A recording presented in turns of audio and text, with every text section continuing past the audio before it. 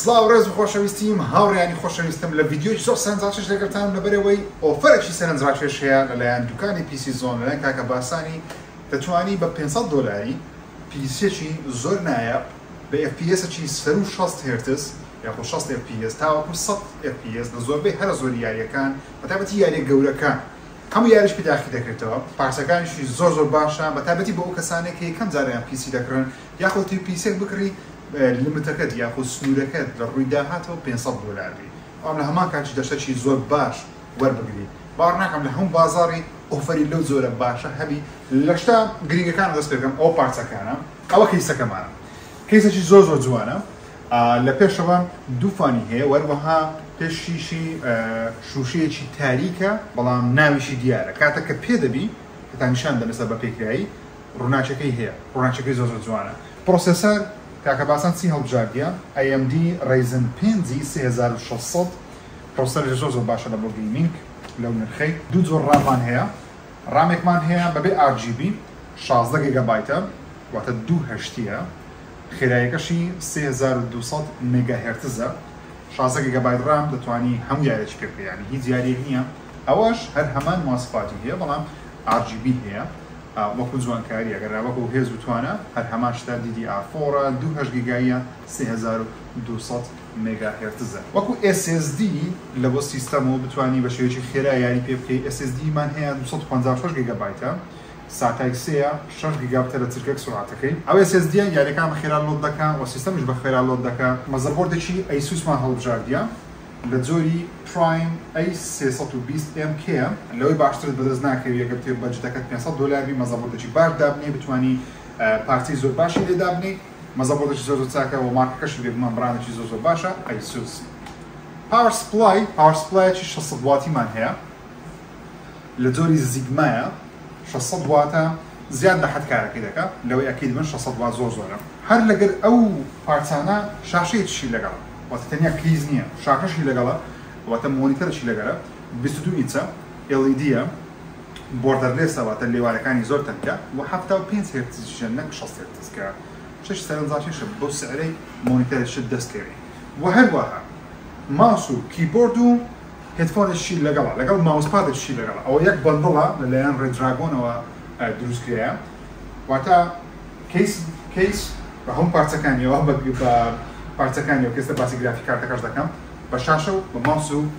کیبۆرد و وەروە هێدفۆنیش وەردەبێت بینە سەر گرافیک کارت یاخود کاشاشە کاشاشەکەی هەڵی بژارەیە کاکە باسان لە جۆری AMD Radeon RX 5800 ئەوە RX 580 بورن 8 گیگابایتشمان هەیە لە جۆری DDR5 کە لەو نرخەی پرفۆرمانسێکی زۆر باشە دەداتێت وەروەها دەتوانێت یاریەکان بە HDR پلەی بکە ئەگەر بێت و بە دیسپلەیەکی HDR یاریەکان بکرێت ئەو پارچەکانە ئەسە تێستی دەکەین خۆتان بیبینم بزانن یاریەکان چۆن کار دەکات لەسەری یاریەکەش هەڵمان بژاردووە GTA 5 لەبەرەوەی لەو یاریانەیە کە زۆربەی کات بنچمارکە واتە زۆر یاریانەیەکەوە ئەم کاتێک هێز و توانای گرافیکی پێ تاقی دەکرێتەوە بە veri high تاقی دەکەینەوە بزانین گرافیکەکەی چۆنە خۆشەویستان ئەو پیسەکەی کەوا بیڵد کرێ و ئامادەیە واتە تۆ ئەو هەموو پارچانە هەر هەمووی بە کاملی بە 500 دۆلاری وەردەبێت کیبۆردەکەیە کە ڕێدراگۆنە RGBە و لەو جۆرە کیبۆردانەیە کە شوێنی لەپیشی هەیە بتوانین لەپیش لێرە دابنێ بە ئیسراحەتیش پێ بکەیت ئەو ماسەکەیە ئەویش RGBە و هەروەها ماسپادێکیشت هەیە و هەروەها هێدفۆنێکی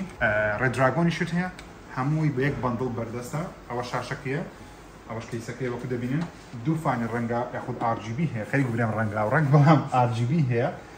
ئەو لێ دەگوتم ڕەنگا و ڕەنگ جارێک برادەرێک گوتی کۆمپیوتەرم دەوێت بەس حەزم لێ منداڵەکەم حەز دێ کۆمپیوتەرەکەی ڕەنگا و ڕەنگی ئەمش گوتم یعنی پارچەکانی ڕەنگا و ڕەنگ گوتی نا ئاکوری ئەوەی دە سوڕی ڕەنگا و ڕەنگە گوتم یعنی RGB گوتی کاکەم نازانم RGB یە نازانم سێ گوتم هیچ ڕەنگا و ڕەنگ گوتم باشە برام تێگەیشتم وێویستم لێ ڕەنگا و ڕەنگ ئۆکێ پیسەکەمان پێ کردیە چەند یاریێکمان سدانێ بەڵام ئەو یاریە من حەز دەکەم تاقیکەمەوە یاری GTA بەڵام سەرەتا دەمەوێت تەمشایەکی ماسفاتی کۆمپیوتەرەکەی بکەین کە ئێستا حالیان لەسەریتی وەکو دەبینن GPU-وەکەمان AMD Radeon 8 گیگابایتەکەیە ئەوە ئێستا حالیان لەسەریتی CPU-وەکەمان ئەوە CPU-وەکەیە کلۆک سپید و ثرێد و هەموو شتەکانی لەسەرە بینە سەر میمۆری 16 جيجا بايت ميموري معنا سردانايا، نفس السرعة 3200 ميجا هرتز، و SSD كلا سريشتي 256 مان داداتي ياخذ بخود 256 بلام ليرة كاباسيتي 239 في بشار لبشي جرافيكس كليرة مواصفاتي يعني كمان نشان دبت كواليتي جاي دكين وكده بين بازار واشتا رفرش ريتا كمان كرت السريع حفتها وبين سيرتس كاتو كوميونيتي ركب بخوي سبورتك تمشي شبكين بفيري هاي وهاي يعني كده كين اوش مثلا تكستشر كواليتي شيدر اوانا هموي فيري هاي وهاي استاكا دينا ناوي ياريكي سيري شي ياريكا بكن زانت سونيا وكده بينن استا حاليا 128 هرتز دا او هاتو هاو انا سر ناوي يارينا وكده بينن FPS سرو 111 دا او 107 FPS شي زور بارده دا لتاو او نرخي ك $500 ورناكم هیچ کەسێک لەوەی زیاتر پێویستی پێ هەبی کاتێک بەتایبەتی ئەو کەسانی کەوا